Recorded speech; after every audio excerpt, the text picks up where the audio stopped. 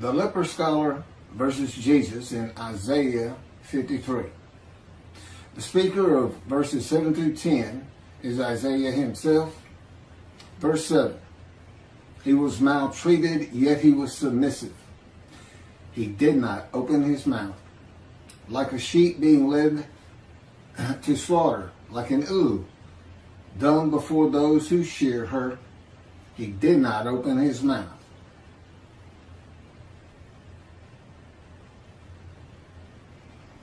This isn't about sheep. This isn't about unblemished lambs. This is about not opening your mouth. That's just, I don't know, metaphor or symbolic of the sheep being led to slaughter. This verse can be identified in the book of Ezekiel. Again, the key to understanding Isaiah 53. God maltreats him, not man. Maltreatment is a part of being chastised and punished by the words and power of God to be made suitable for his purpose. With God, you are always submissive. It is necessary to break the will of a man that is going to be the servant of God, to temper and calm his soul and emotions. Ezekiel said he went in bitterness and the fury of his spirit in the hand of God. The chastisement, punishment, maltreatment, crushing, and bruising in God's fire of refinement is to remove this bitterness and furious nature of Ezekiel. It is to make a man meek and humble. Moses was called the most humble man on earth at the end of his life. God had him for 40 years. Ezekiel was sent to his house, and God bound him with the cords of his power so that he could not go out among the people. To the people, Ezekiel was silent as a lamb. He was cut off from society, cut off from the land of the living. Not unlike myself. God told me, go to your room. It's where I've lived for just about 13 years now. Well, it has been 13 years. And cut me off from everything. Had me stop practicing law. Had me terminate my law licenses.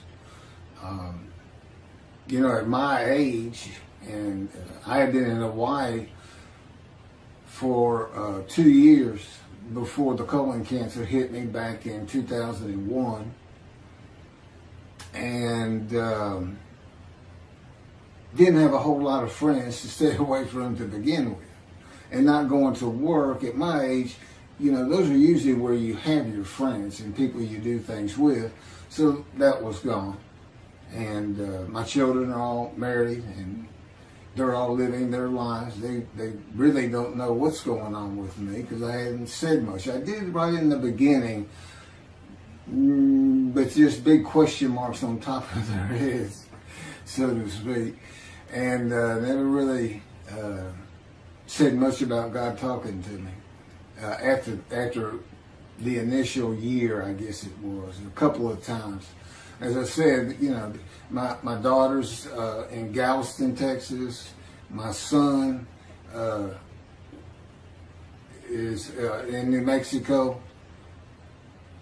And my oldest daughter is in San Antonio.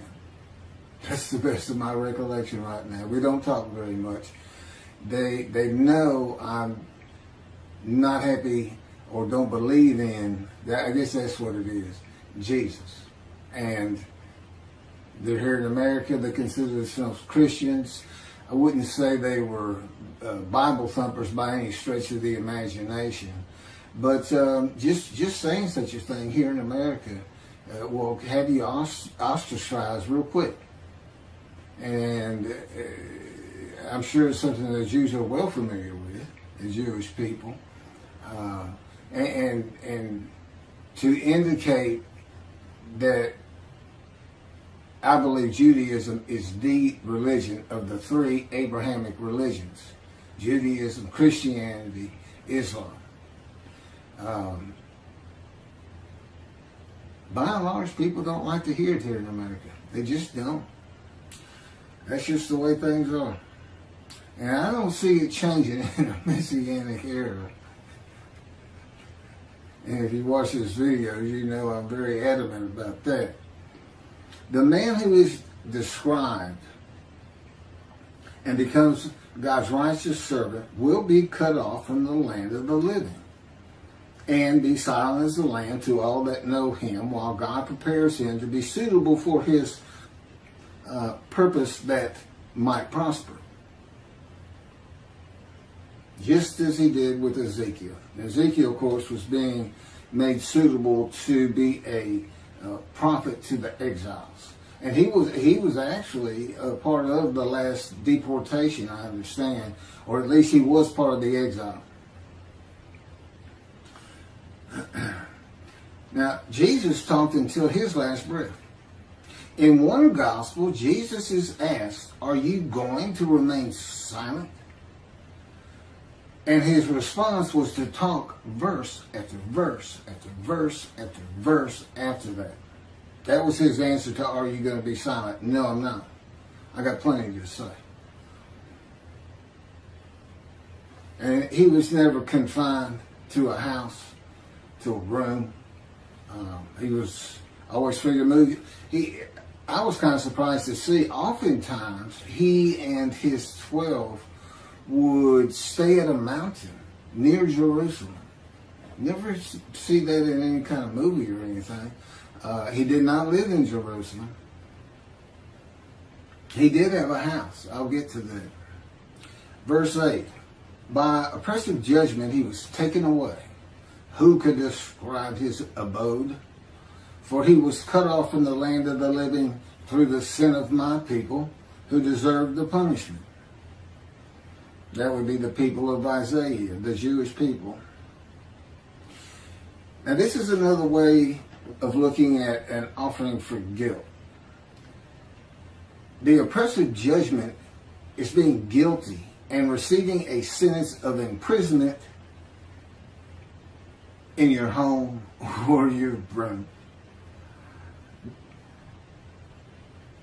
And maltreatment, chastisement, punishment, bruising, and crushing for the sins which causes the guilt of the Jewish people until suitable for God's purpose. God he uses these verses symbolically, with the offering for guilt in this verse being shown as a guilty plea before a judge of crimes not committed by the defendant. Ezekiel chapter 3 verse 14. The Spirit seized me and carried me away. I went in bitterness in the fury of my spirit, while the hand of the Lord was strong upon me. Okay, that would be the jailer for the oppressive judgment. Who can describe his abode and cut off from the land of the living? That's the prison. Ezekiel chapter 3 verse 24. And a spirit entered into me and set me upon my feet. And he spoke to me and said to me, "Go, shut yourself up in your house."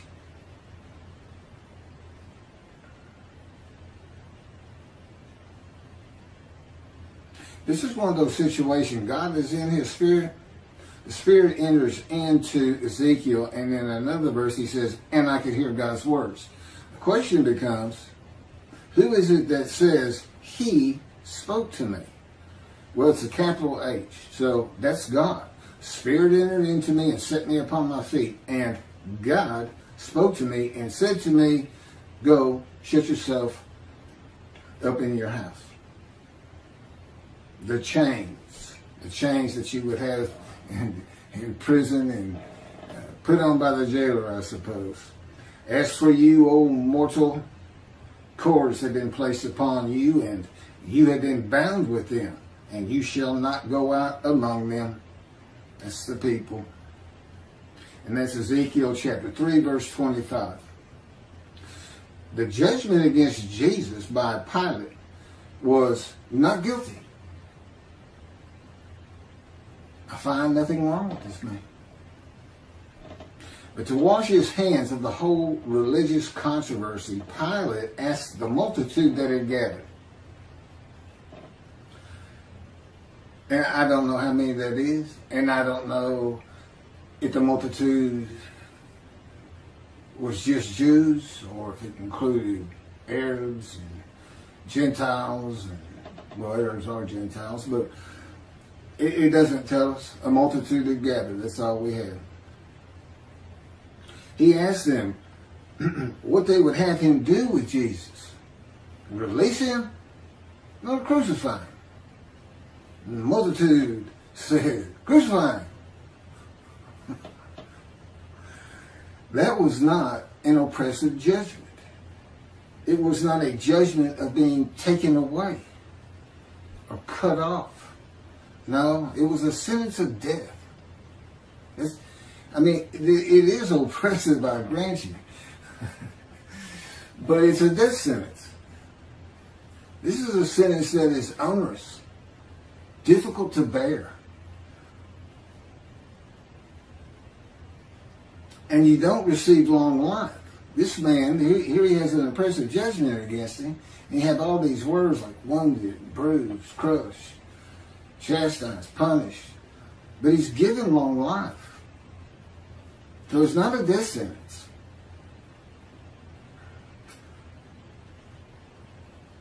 Who could describe his abode?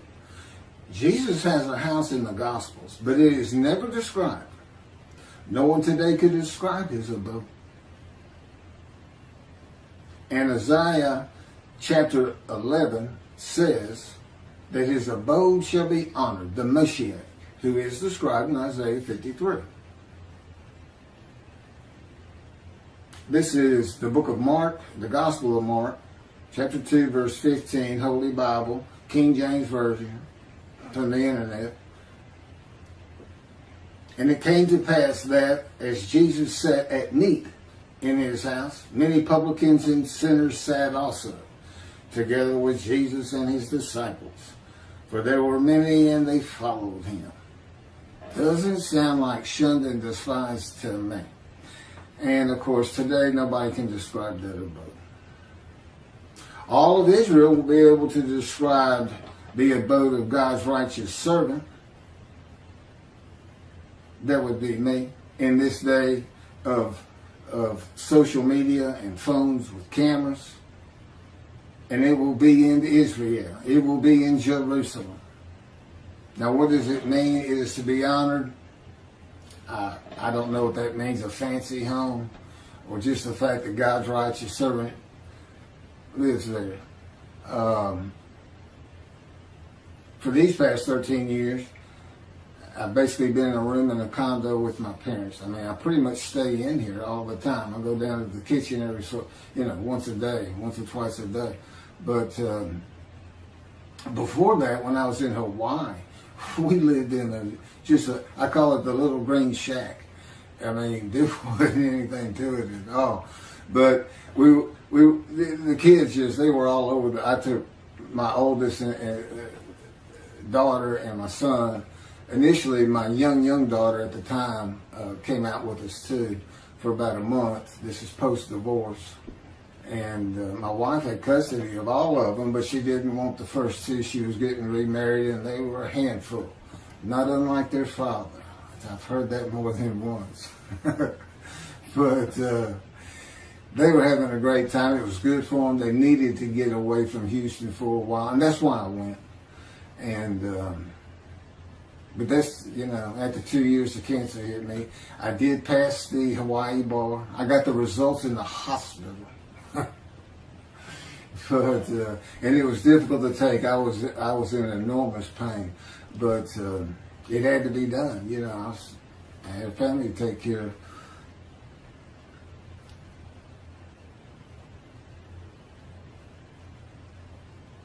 Through the sin of my people who deserve the punishment. Well, Ezekiel suffers the punishment, God tells him, of the houses of Israel and Judah, which is for sins, for 430 days. But the houses of Judah and Israel were defeated by the Babylonians and deported. They suffered their punishment in exile. God told them, if y'all don't stop, I'm going to raise up armies against you. You're going to, yeah. And so they suffered their punishment. There's no vicarious suffering in this chapter of Ezekiel, and God makes that clear. Basically, he's saying, you're going to suffer the equivalent of what they should suffer. The exile, 430 days pinned to the ground with your hands tied behind your back in the power of God. I don't know if that's really close, but God thought it was about right. Sounds pretty brutal to me. I myself, because I did something that in retrospect was about, it shows who I was when God first got to me. As he would say, when people ask you why it took 13 years to get you where I wanted you, or 13 plus years, tell them that story. He won't let me tell many, but he'll let me tell you this one. He's always saying to me, Keith, I am God. Particularly early on. And sometimes a lot sterner than that. Well, anyway, he had driven me to almost madness. That's how I say it. And anger. And then I hear, Keith, I am God. And I responded, God, I am Keith. I never did that again. He slammed me to the ground in his power with such force, it just about knocked me unconscious. Kept me there pinned for 5 days. Now, he did take me on visions. As a matter of fact, had been going through the Holocaust, many visions of the Holocaust. And the thing about my visions, a great many of them, I'm literally in the vision. I'm part of it. And it's amazing what he can do in a vision with your emotions, your feelings, and your thoughts. But it was a rough 5 days. And but it went a long way in getting me to realize, you don't talk like that. He seems like a person. He seems like, your next door neighbor who's invisible that has come over and taken over your house. They're like guests that show up at your door, and they come in and they tie you up in a chair in the back room. We're going to take over now. We got everything. Don't worry about a thing. Everything's going to be great. or the unwanted relatives that show up and you can't get rid of them. And they're driving you crazy sometimes. But that's just the brutality of going through the fire of refinement. But at the end,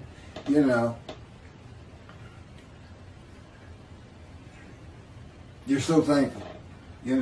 I would have never been this man. I could never do the things he's having me do. I watch these videos before I post them, and I'm just like, I could never do that. I was pretty glib, but not like he has me be. And laughing and smiling. It's just like a different creature sitting there, and it's me. And it's almost dumbfounded. And I'll tell him, man, you were something else when you're operating the unit. Sometimes I call it.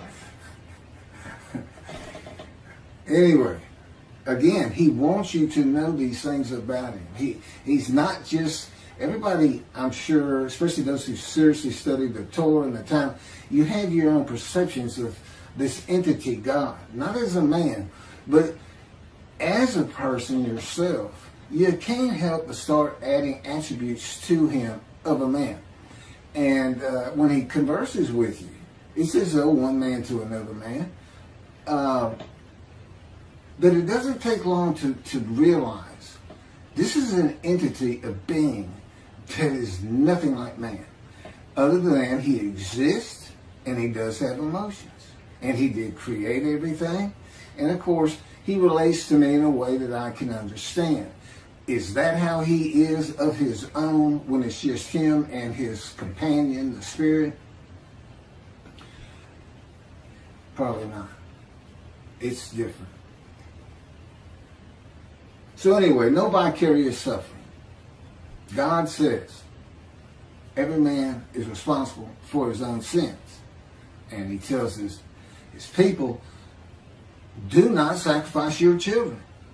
Because there was a false god that I don't, the fire god, I can't remember the name right now, but people would fire these idols up and toss their babies in as a sacrifice, and the Jewish people were doing it, and he told them, don't sacrifice your children.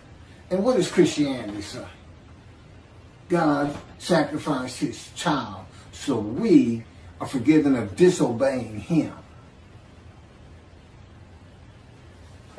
Again, when you make a human sacrifice, it's the man's. Camera just faded in and out. I may have to cut this short. As the Mayans did, they were looking for favor. They made the sacrifice so their gods would do something for them. What was God making the sacrifice of his child for the Gentiles to do for him? What was he trying to get them to do he couldn't get them to do? What's he looking for? So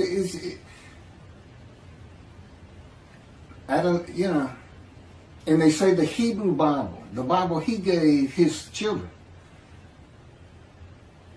is prophetic of this human sacrifice. And again, Jesus says, God no longer wants bulls and goats for sin.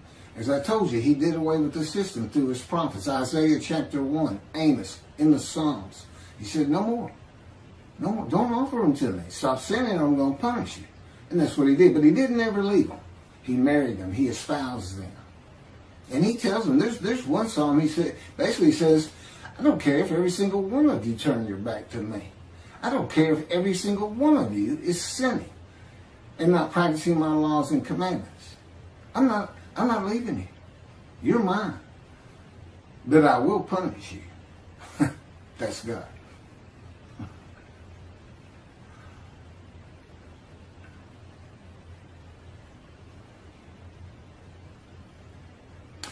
Verse 9.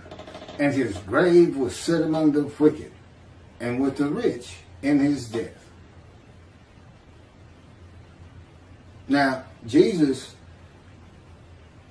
was a poor man. He didn't have anything, although he did have a house. I don't have a house. And or car, or even a bicycle. I didn't have me get rid of my bicycle. I had walked for 13 years, like I'm in the Exodus. You know, they camped out for almost 20 of those 40 years in front of a Don who never would let them pass through. That's what's, I mean, it's as though that's just part of the story that God knew he was going to write, that he was coming from a Don. Because, see, he's with Moses. Moses wasn't allowed to go through. That means God didn't go through. Because Moses was a host of the Lord's host. The Spirit had entered him. God was in the Spirit. So God and the Spirit are in Moses. Doing what they did with me. Controlling everything. You're still yourself. It's not like some possession where, you know, if you watch Supernatural, for instance, these demons will possess somebody and they push that person to the back, almost like they're not part of it anymore. That's not what this is. You know, I'm a host, and they are guests, so to speak, and they're very kind of good guests. They take care of you. They make sure you feel like yourself. They do good things for you. Even though I have to go through this fire of refinement, which I'm told ends when I get to Neblat, Ben Gurion Airport in Jerusalem. I can't wait to get there. But and doing work like this, see, there's been long periods where I just, you know, when writing was done, and it was just it's just brutal when I don't have work to do for him. He said, I can always make you a little bit better. So, and again, you can read about some of this a little bit more graphic in the life of the righteous servant of God in Isaiah 53, which is my life. God had me type. He dictated it. He's my ghostwriter, which is, you know, really, that's something else. I mean, it's just a life of getting hurt banged up and suffering. I mean, that's what it's focused on, you know. So there's some interesting things in there. A lot of information, but really to get outside of Isaiah 53 and see other matters of the Bible that aren't ever discussed, or whether the knowledge is weak, like it is with Isaiah 53 today, in this teaching of Israel being the righteous. So there's a lot of other material, and there's a lot more on Jesus and his story and the scenes and this and that. Probably about 7 chapters, and the rest of it is all Judaism, the Jewish people.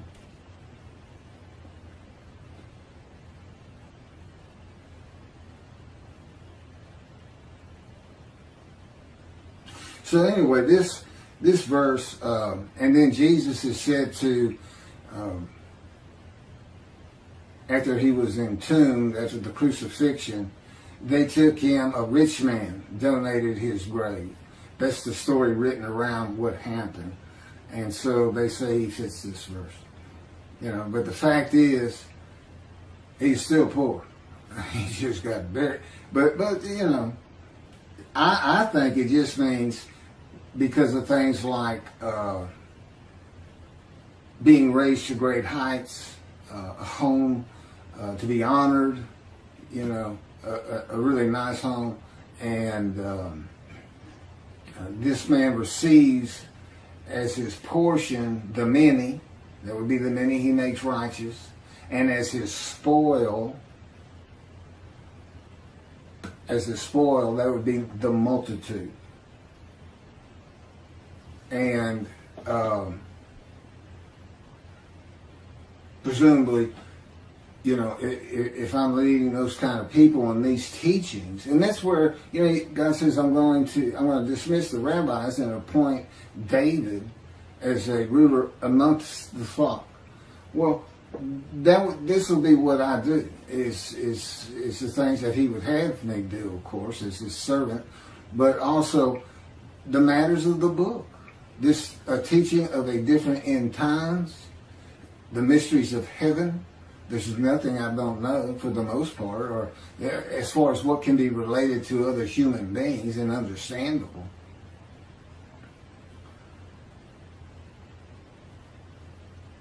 So, and we know he's a man of suffering and had to rise to great heights. So, and then he's taken from the world. You know, he took me to poverty.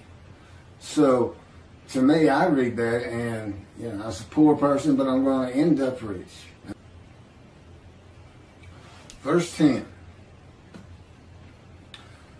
But the Lord chose to crush him by disease, that, if he made himself an offering for guilt, he might see offspring and have long life. And that through him the Lord's purpose might prosper. But the Lord chose to crush him with disease. Now, I think I've covered that sufficiently. I'm familiar with disease. My life was crushed by disease, by cancer. I was supposed to die 20 years ago. God says, I took it from you. I gave it to you, and I took it. I gave you cancer, but you survived because of me. I orchestrated you getting shot through the abdomen. You're the man of suffering. A lifetime of it. But I made sure you didn't die. Now, I don't know exactly how he did that, but, you know, possibly he was in the operating room and helped the surgeon's hand. I don't know. But it's very difficult to be shot in the abdomen when you're 18 years old. It's very traumatic, to say the least. There's little question. I had nightmares just about all my life from seeing things that you just shouldn't see in a household where there's been a number of suicides in the family, and as a young child, and then the trauma of being shot. And that's what I believe was always causing this headache I had. It was from biting down, it was inability to sleep good, nightmares, which is a byproduct of post-traumatic shock disorder. And that's what I thought my problem was. And I was destroying my jaw joint by all the biting down. And as I also just mentioned in the last video, God controls my dreams. So that stopped. But he also was causing that pain. He was causing me to do that because, again, I'm the man of suffering. He came to me in the womb to make sure I fit these verses. And that's the only proof I can offer you that I actually offered myself for guilt to him. Guilt that was just a test, which I'm about to get to one more time. I'll run through it because that's novel, that's new, but it all fits. That's the thing about all these teachings in Isaiah 53 in the day of the Lord and in my book. I mean, once he speaks to me, I mean, the first 6 or 7 chapters are just brief histories of accidents I went through and of my life, and just kind of a chronology. I went to school, how that happened, always getting in trouble, leaving home, the works. And, failing 9th grade, barely getting into college. I had to go into summer school. The only reason I even went to college is because I got shot. It changed, and God says, well, I knew how it was going to change you. And it did. I finally realized, you can't just fool around in this life. I need to do something with myself. And because I wasn't going to get out of high school. I had just failed too many classes. Mostly because I just didn't like it. Well, I wanted to be elsewhere. So I was always skipping school and this and that. And like I said, getting in fights and getting suspended and thrown out. And I got thrown out of one school. Again, another alteration with the principal. I mentioned when in the 2nd grade I had an altercation. And then I had another one in high school, and they told me to cut my hair. and I did. I always wore my hair in a ponytail. It was nice and neat. It was long blonde wavy hair. And I reported to the principal to show him. And he got up out of his desk, walked behind me, I'm sitting in a chair, and grabbed me by the back of the head and yanked my head back and said, "Still over your collar." I think I did a backflip out of that chair. I'm not sure what happened, but I do know it took several people to pull me off of him. That's how volatile I was. I mean, I was just, God would say, "Tell him." God said, "That's what I had to deal with. That's why it's taking so long." The fury of my spirit. So, I tell you, David, what can I say? I got some DNA in me that is a little bit different from maybe others. I'm not sure. Again, so far removed. That's why I'm the twig. So far removed as a descendant of David. But anyway, so then the Lord chose to crush him by disease. Again, he wants that man blemished. He knows the Gentiles are going to come up with the unblemished Lamb of God. He used Leviticus. You sacrifice a lamb, your sins are forgiven. And so they used a human being. And he made sure you can't do that. Except they did it anyway. It's like, I don't understand it. How can you read crucifixion and the man lives? Makes me righteous by his knowledge. Now I know it says might. He might have life, might see his children. But that's just part of the test of devotion. That's what it's about. And it's a test because there's nothing to offer yourself for. That's why the angel comes before them. The angel's here before he ever starts teaching me the scripture. And the Jews don't know it, but they're sin free. I have to announce it. My books announce it, by the way. It's another reason I'm probably having trouble getting it published. It's just too much for the publishers or whoever's reviewing the books. They make it to a review, and they say, "Well, it's really not our thing." That's what it comes out to me. It's not our thing. And I'm like, "Well, I know, but you need to know that your thing needs an adjustment.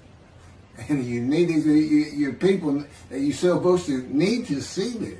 But to know that, I don't worry about it though. Because again, it's just God's day.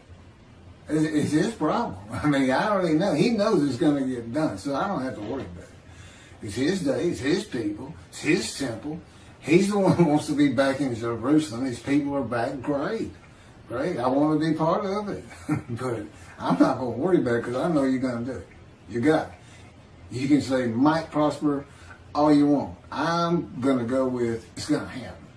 Somehow, some way. And I also know that my long life is going to be real long because I can tell it's going to take a long time to get all this done. So that's a good thing too. Oh no. And he's promised me, and he knows this is what I want more than anything in the world. An Indian Scout 60 bobber blackened motorcycle. I had a Harley once, and it was my first motorcycle, and I just love riding it. I just love riding it. And he's dangling that in front of me, and of course I've been in poverty for 13 years now, and I don't think about the abode, having money to buy a soda or anything. It's just, I can really get a motorcycle. You gonna let me ride a motorcycle as the Moshiach? Isn't that kind of I don't know. But anyway, I will have one in Jerusalem. I'll get there somehow.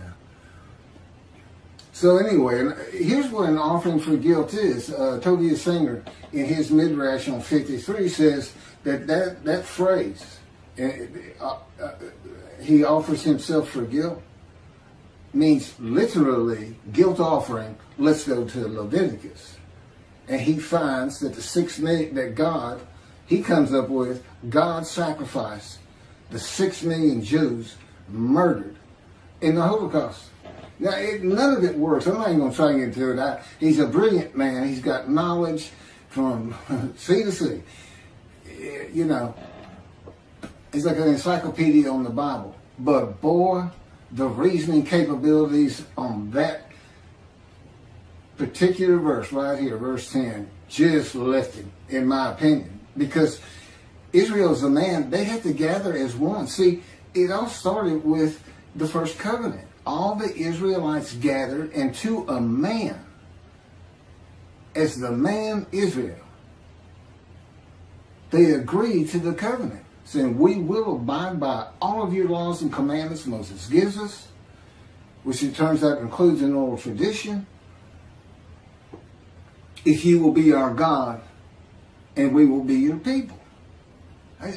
When did they ever regather anywhere? Crushed with disease, or brought to grief with illness in the New Testament,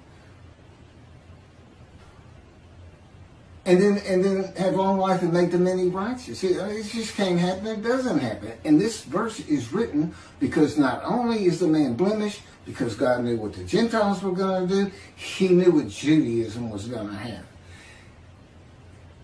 And a guilt offering in Leviticus is an unblemished ram. None of these people were unblemished, number one. Number two, who offered them? Did Hitler offer them? He didn't get long life and make the many righteous. Those people didn't get long life and make the many righteous. I don't know what he's thinking. I really don't. But I know he's a good man. And he practices Judaism to the T, I'm sure, as an Orthodox Jew. But, you know, really, and of course, as with all rabbis, he's dismissed. He's no longer in right standing with God, but he's got a long way to come back because he's going to have to straighten that out. He needs to get hold of these books, and I do want to relate to him. That's why I'm saying, well, that's why God's had me say to it, I want it. Doesn't matter to me either way. I just do what I'm told. I say what I'm told to say. I'm commanded to do it. You don't say no to God. And that's another thing about being crushed with cancer. God can come to you, like I said, he just sees Ezekiel. But you're not going to say no to him. If he says, I want you to be my righteous servant and dedicate your life to what I tell you to do. And that includes when you go to sleep, when you wake up. That includes what you eat. That includes when you eat. That includes when I have you exercise.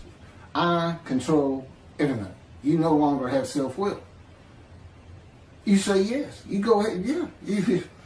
Okay. You know, it's an automatic. So that's what it was for. In verse 10 is to prevent anybody from saying from the Jewish side that this could be a man. It can't be a man.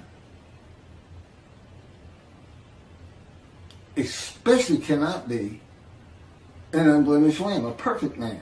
See, I am this man, and I am the polar opposite of Jesus Christ. You can't put us in the same sentence without having the sentence blow up. You can't do it. But I'm who fits it. Not a perfect, handsome, beautiful, charming, pleasing, intelligent, sinless. So he says. I don't know. False prophecy, I'm going to come back. He doesn't do it. Is that sin? Is that lying? Is it deceit? But this whole Zechariah thing, I'm gonna ride into Jerusalem on an ass as all of the prophets say of me, I shall be mocked, spit on, scourged, killed, and rise on the third day. And yet the prophecy says the man will ride an ass into Jerusalem, and the next verse is, it's summed up, defeat Rome. In his time, today it would be throw the Palestinians out of Israel, get them out of there, make them go to Jordan. Tell them that's it.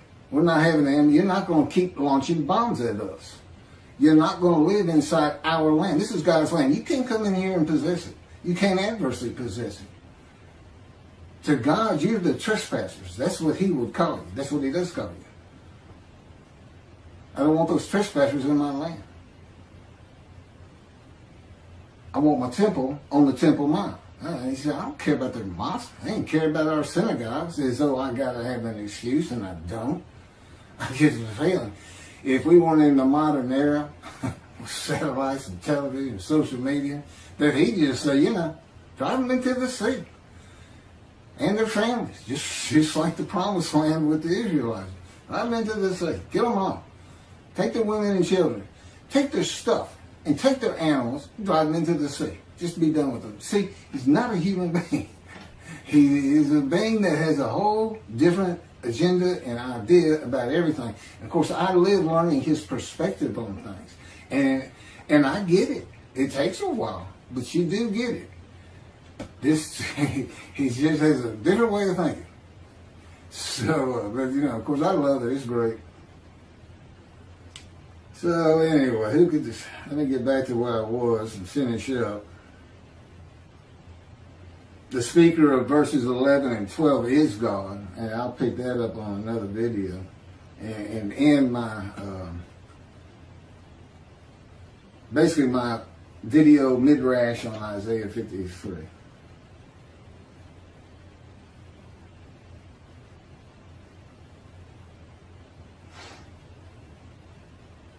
I think I've covered just about everything.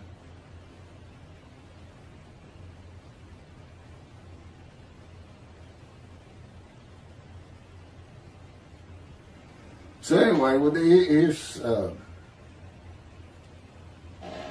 passing the test of devotion.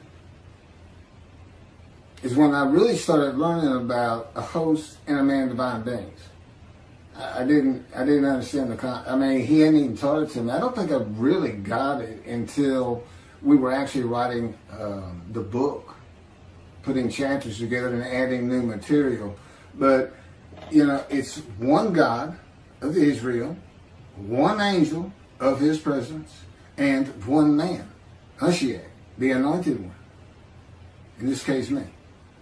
At one time, it was, any of the prophets that wrote for him Moses. And there's some stories. God left little hints in the Torah that the scholars of the Torah and the Talmud will be surprised, and not a lot, just a little bit, to back up some of the things I say. Things that had to do with that bright white face he had when he came back down the mountain the second time, what that was about.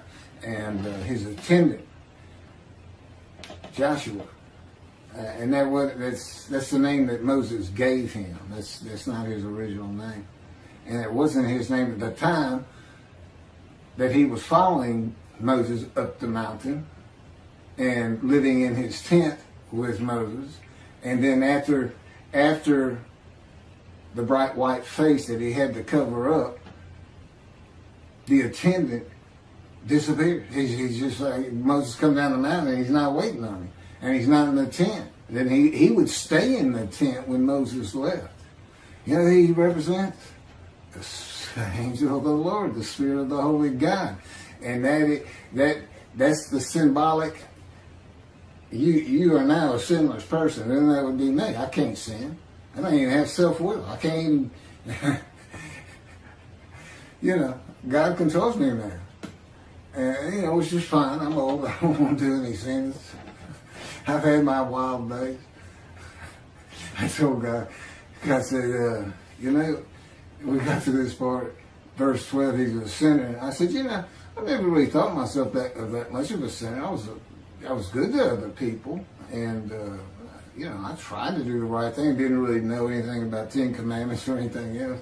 I'd seen the 10 Commandments, Charlton Heston, of course. Everybody has. And he said, you don't think you're much of a sinner, huh? And all of a sudden, I'm Scrooge in that story. Christmas, the ghost of Christmas past is taking me on visions. And in these visions, it's like, I'm back there. It's like the first time you start a car. You can remember, man, I felt so great the first time I drove a car. When young, but you can't really get that feeling back. He puts it back in me. I can literally feel as I did the moment I first started and drove a car. The excitement, the ambience that was around me at the time, everything. It's absolutely amazing. But I also found out it was quite the sinner. But I wasn't a habitual sinner of any particular type of sin. It just seemed like I hit just about all of them.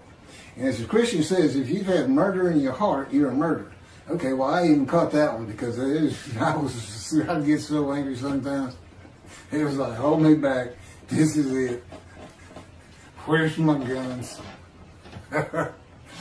No, I never killed anybody. I don't even hunt. I've never hunted. I can't even kill animals. I don't even like stepping on a bug. And I never have. It's always been me. But again, he's been with me. There's little things about my personality that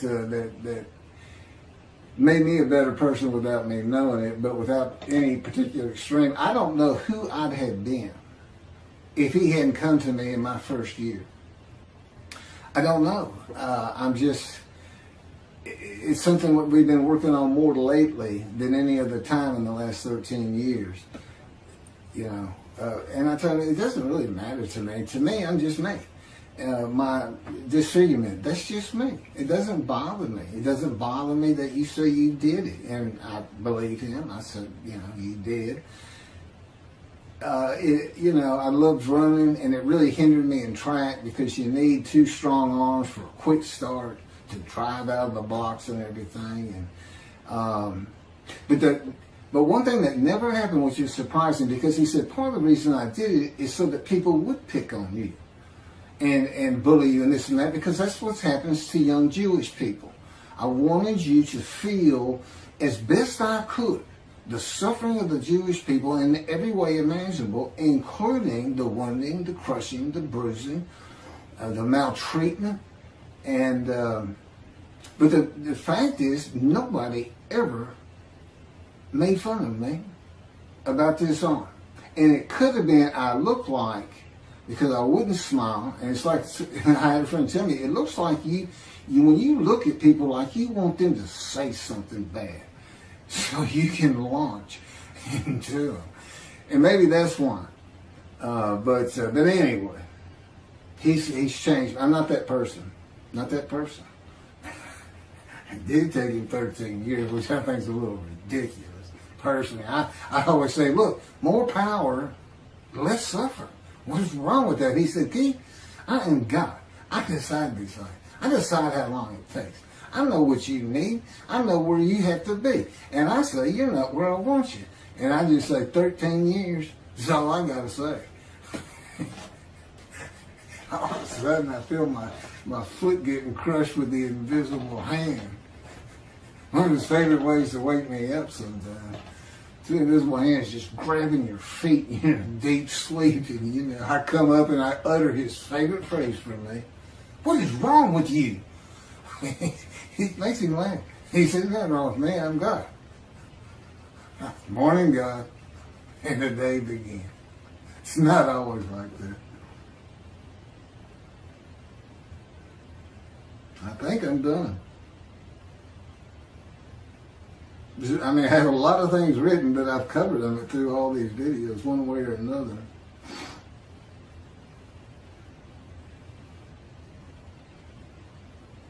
Okay, this is the last of the verses by Isaiah. The third and last speaker is the Lord in verses 11 and 12, and I'll pick those up in the last video on this Midrash of Isaiah 53 on camera. I hope you take these serious. It's a serious business. We're talking about destruction to the land of Israel. That's what I think of. And of course, he puts these thoughts in me and to make me feel like it's actually my responsibility. Even though I know better. It's not my responsibility because I don't control anything. But I still feel it. Just like I still feel like me when I know he's having me say words that I wouldn't be saying. It's very complicated. And it does take a long time. And I do it again, even if I didn't have this wonderful task in front of me. I mean, to go to Israel, to know, I'll be able to earn a living again and have things and help people understand his personality and be instrumental in having the temple built someday. Could be 20 years from now. I'm 63. Moses was 80 when God spoke to him. Lived to be 120. I don't want to be 120. Is that story? Or was he really 60 and lived to be 100? You never know with God. He throws a lot of stuff into his stories, but the fact is, though, everything happened on the ground. It's kind of like you see a movie and it says, based on true story. Because God said, it's like the dialogue. He said, if you heard the way they talk to each other sometimes, he said, in the Bible it might say, and Jacob said, yeah, or Saul said, okay. Yeah, well, or Saul said, no. And it may have been a gesture. God said, okay, and Saul said, no. Because if you read the dialogues, they're all the same throughout the book. Yeah, and it's like third grade reader. It's very proper, very clean, very. And God said, these books have to sell. They have to get around. I had to add some story to it to make it interesting, but I put in my philosophy, the moralities. There's so much behind it. And that's why the Jewish people study Torah so hard. And Torah is like almost an entity to them that God created before he created the planet, Earth, people. And he did, but what they need to know is, it's not just the Torah he had written. It's the entire Hebrew Bible that he had before creation. The entirety, even the Psalms, he had written. Now he writes them in antiquity, so they read as though they come from antiquity. But, he's talking to Isaiah wrote Isaiah. That's what he told me to think about. He said, sometimes I had to get other people to finish, or do this, or do that. He said, but when you're reading it, understand that while there is a lot of story, I could have made any of it happen. All of them are within my powers, all stories. And I'm not talking about express miracles like in the Exodus, where he flat out says he's done it. But it's like you see Elijah, and he's calling down the fire at the sacrifice of the bulls with everybody in Jerusalem having come outside to watch it all with the bad guys. I can't remember the name right now. He's not giving it to me. You think if God's control you, you'd be a perfect person. You'd be like a Jesus. No, I'm still Keith. Listen, I'm still me. Now, I can't sing, but I can still, I can argue and get angry, and nothing like you would think of Jesus, so to speak. And he's not part of this, There's nothing written about him in his time. And everything was a story back then. It's a great story. And like I said, there's all kinds of variations to it. And the fact is, I don't believe he ever existed. And I have it on good authority, he didn't. I'm the Moshiach, and I bring God's wrath. And I bring his reckoning. We'll finish up with what God has to say on 11 and 12, another video. I can't believe he just had me say that. That's from God himself. The Lord said, and what I just said, yeah, that's how it works. You just do it. Thank you, y'all.